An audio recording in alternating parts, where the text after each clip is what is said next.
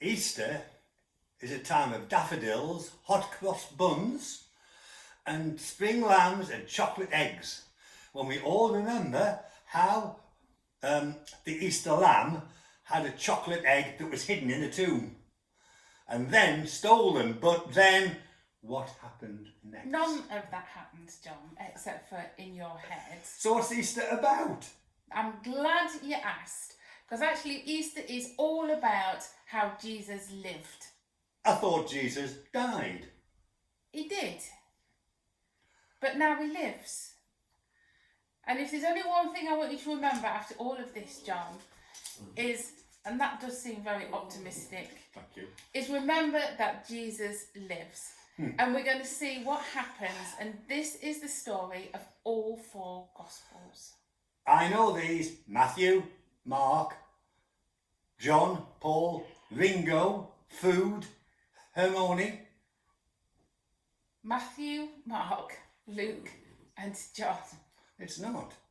It's the Beatles. Look. But we're going to be following Luke's accounts, John. We can't follow all of them. So we're in Jerusalem. We're on the edge of the Roman Empire. And not a lot of people are very happy about that. It's about 36 AD, just around about tea time, which is also known as the Last Supper. Is it really? I feared the worst. When 13 blokes book the party room, it's normally pretty grim in there afterwards, especially when they order wine. Although apparently this Jesus can make his own. Loads of it. And bread. Don't ask me how. My husband Isaac can barely make a bit of bread with all that he has in front of him. Anyway, it was a very quiet evening at the end. I was not listening at the door. This one's a bit too thick anyway. But it didn't sound like much of a party, which is weird. I mean, it's Passover. I know. It's all about the wine these days, but it's meant to be a celebration, isn't it? My mum used to tell me the Passover story about how our people were slaves in Egypt, but God rescued us and brought us into the desert where he fed us with bread which would be lying on the floor every morning. Imagine that. So if you're stuck somewhere and you don't want to be forced into indoors when there's a plague passing over, remember, there's always hope. I had hope for Jesus. All I did, I thought he'd rescue us from the Romans. We've got a funny way of going about it. While I was clearing some plates at the end, Jesus took the bread and wine and said to eat and drink this in memory of me, as if he was going to die. Isn't he a miracle worker who can raise people from the dead? I don't know what his game is. Anyway, we need to get this room cleared. Come on, wipe the tables. We've got a dozen tax collectors coming in for some business breakfast. First thing.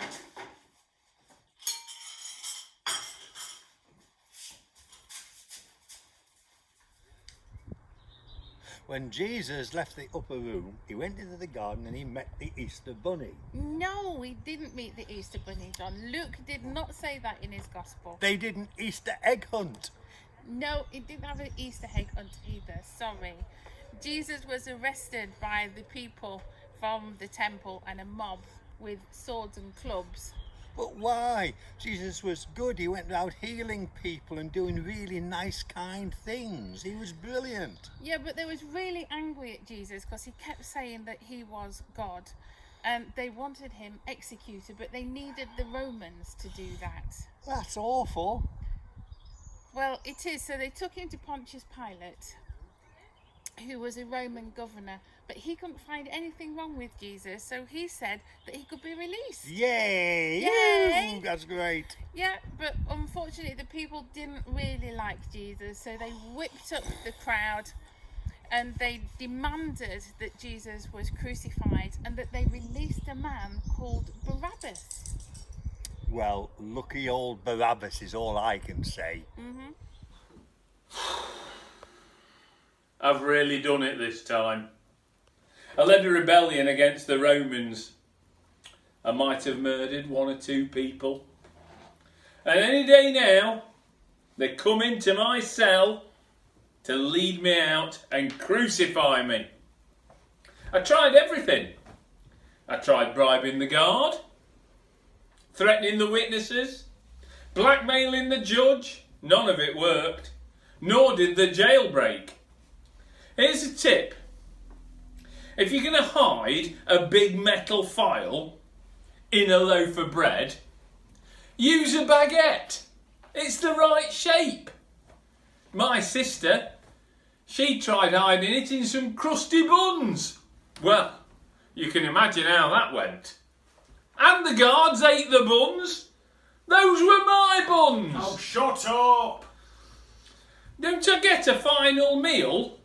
You know, a last request? No, you've been a very naughty boy and you're going down. Oh, there's no rescue for me. Not a chance.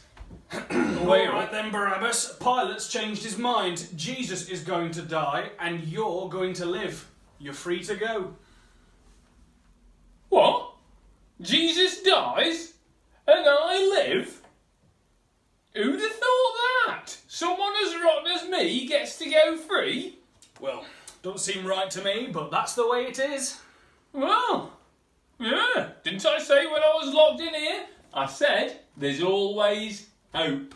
No, you said, please don't lock me up. Here's 50 denarii. Treat yourself. Well, I might have said that. Well, anyway, it's a beautiful day. Let's go. Barabbas must have been one happy bunny. Will you please stop talking about bunnies? We need to talk about what happened to Jesus next. He was actually taken to a place called the Skull. Oh, the skull. What happened there?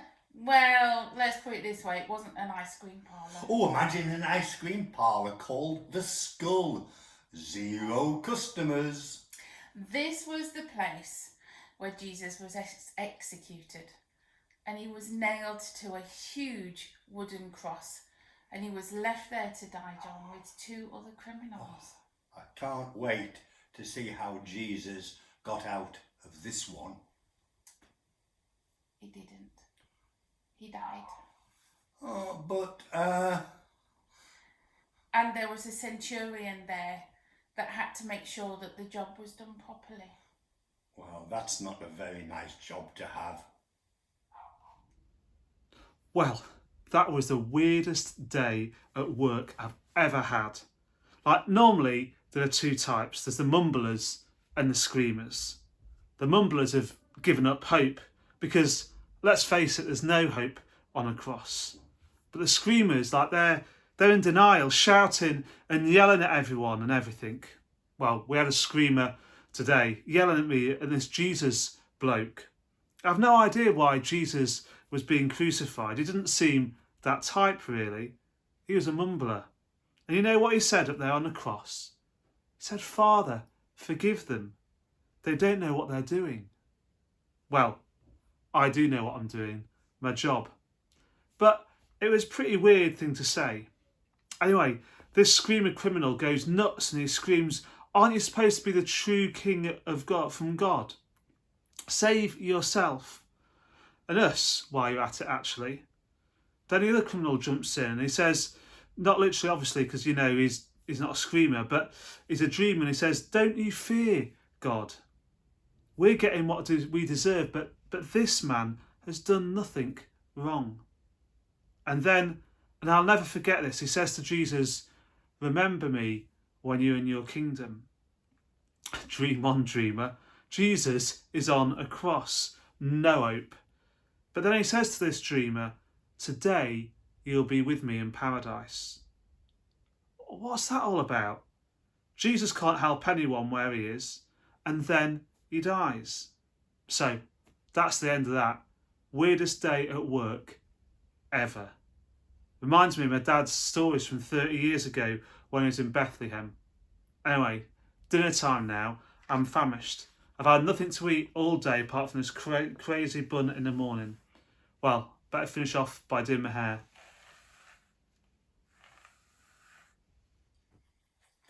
What a sad story. Hang on, that's not the end. There's a serious twist that you don't want to miss. There is a bunny after all. No, there's no bunnies. If you really want bunnies, watch Watership. No, don't watch Watership Down.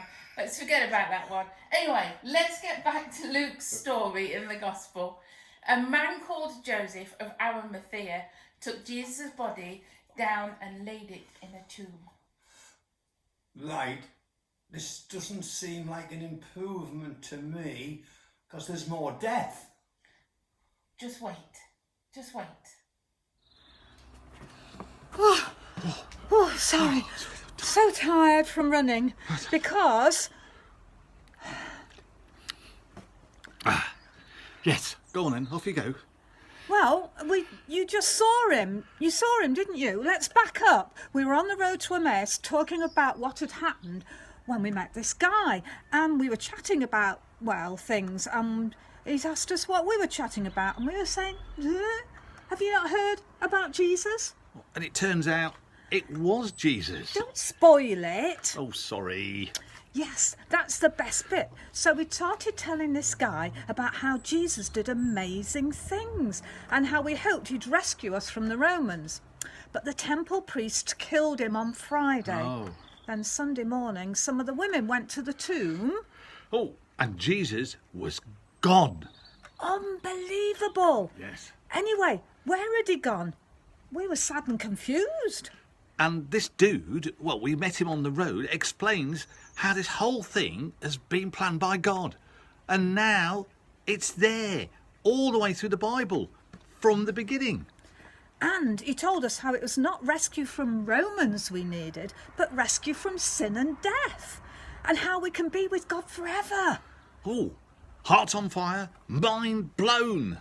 So we stopped off for a bite with this guy. And the moment he broke the bread, we realised it was actually Jesus. There he was, alive.